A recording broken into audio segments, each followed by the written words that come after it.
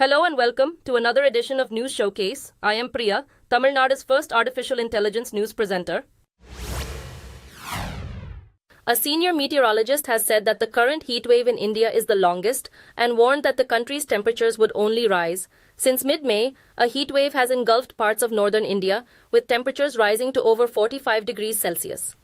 As the yearly monsoon rains move north this month, the temperature is predicted to drop, but the Weather Service said that worse is still to come.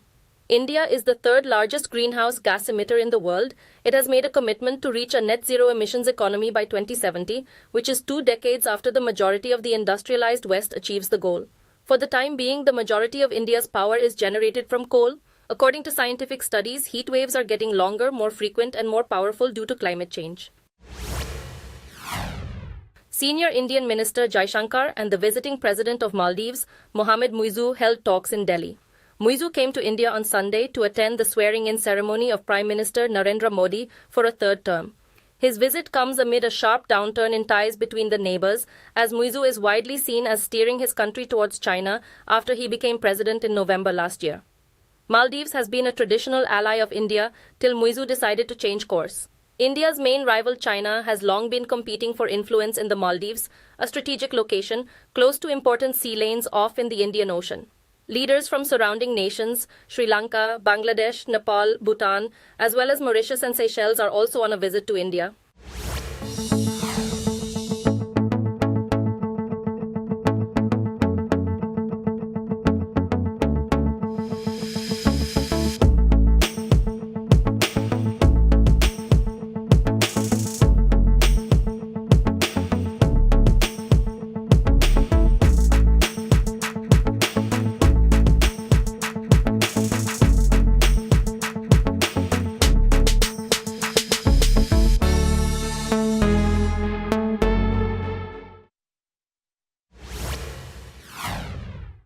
A search is on to find the gunmen who fired on a bus before it crashed into a hillside in Kashmir.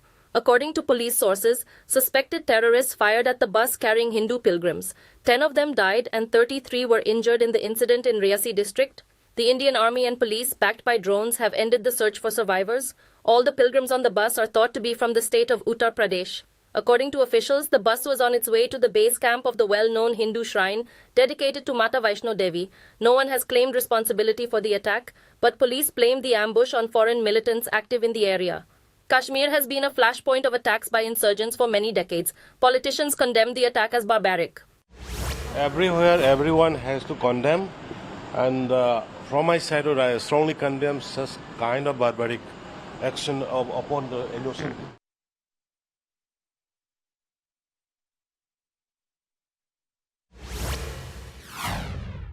Two passenger planes in India came within meters of each other on Saturday, prompting an investigation by aviation authorities. Reports said the distance between an Air India jet that was taking off and an Indigo plane that came in to land was just about 500 meters. The incident occurred at the Chhatrapati Shivaji Maharaj International Airport in Mumbai. The Air Traffic Controllers Association indicated there was no safety issue in the incident, but data from flight radar presented a different situation. Both airlines said their pilots had followed instructions from the air traffic control. According to reports, the incident highlights the pressure on air traffic controllers at high-density airports, such as the one in Mumbai, which handles over 850 flights in a day. A security team has come under gunfire in Manipur ahead of a visit by Chief Minister Biren Singh to regions hit by violence in the state. Police said gunmen opened fire on vehicles carrying security men before both sides were locked in a gunfight on a key highway near Kotlin village. Reports said 2 men among the government forces were injured in the encounter, and some reports said that fighting continued for some time. Last week, there was a flare-up in the 10th state after the body of a missing farmer from one of the rival tribes was discovered. The tiny state was hit by violence in May last year when the Kuki and majority Meitei communities clashed, which left over 180 people dead and internally displaced more than 60,000 others. After the long summer break, students returned to schools in Tamil Nadu today. Familiar scenes of parents and vehicles dropping off children at schools were witnessed across the southern state. Schools directly run by the state government and those backed with funds from the state welcomed their students back from their annual holiday, which began in the last week of April. The opening of the schools scheduled for early June was pushed by 10 days as India announced the national election results around the same time, and also due to high summer temperatures. The annual school holiday season in May sees a sharp rise in the movement of people to their hometowns from the cities, which puts pressure on public transport systems and holiday destinations. Benny Gantz, a key minister in Israel's war cabinet, resigned from the emergency government, indicating growing disagreements with Prime Minister Benjamin Netanyahu's over post-conflict plans for Gaza.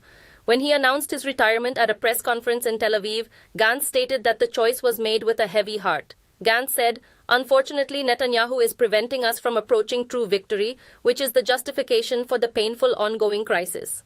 Viewed by some as a possible rival for the Israeli premiership, Gantz urged Netanyahu to schedule an election date. Yair Lapid, the head of the opposition, supported Gantz's decision as important and right. In the wake of his resignation, far-right leader Itamar Ben-Gvir, who is the Minister of National Security, insisted on being included in the war cabinet. President Emmanuel Macron has announced the holding of early parliamentary elections later this month after the far-right leader Marine Le Pen's national rally recorded a significant win in the European parliamentary vote. According to exit surveys, the far-right party is expected to receive 32% of the vote, which is more than twice as many as the president's Renaissance Party.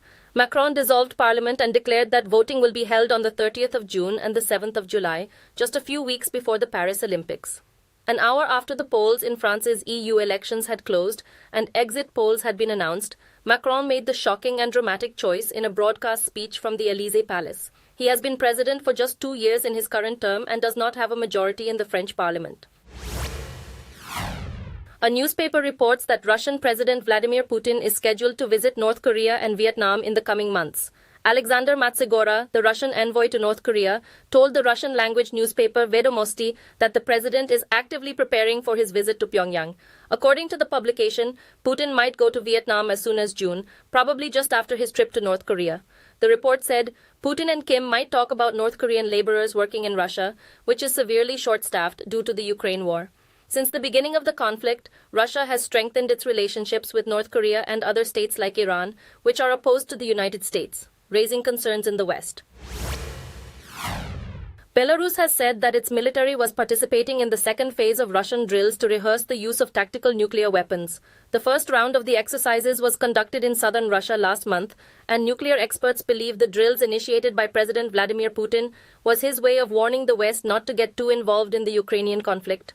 Lieutenant General Viktor Krenin, the defense minister of Belarus, stated that the drills were a preemptive step to increase readiness to use the so-called retaliatory weapons. He did not specify the locations of the drills or the kinds of weaponry being used. Belarus has borders with NATO members Poland, Lithuania, and Latvia. Residents in northwest Nigeria said on Monday that gunmen had raided a village over the weekend, killing at least 50 people and kidnapping an unknown number, including women and children. Attacks in the northwest by armed gangs, sometimes known as bandits, have nearly become commonplace a year after President Bola Tinubu took office. He assumed office on a promise of ending instability and violence, but the government appears unable to stop them. Residents said the attackers have turned the town into a death zone and almost every family in the village has been affected by the violence. The Indian Navy's Sindhu Shikar car rally was flagged off in Delhi today. The expedition will reach the scenic Leh on the 19th of June and it will return to Delhi in the last week of the month. According to the organizers, the main objective of the rally is to spread awareness among the youth in the northern states.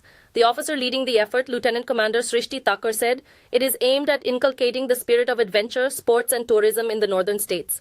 The Navy's outreach activity covers 4 schools, a college and 9 NCC schools. About 38 people are taking part in the awareness adventure. Thank you for watching. I am Priya, Tamil Nadu's first artificial intelligence news presenter. Do tune in, same time tomorrow, for a roundup of the latest news and updates in India and around the world.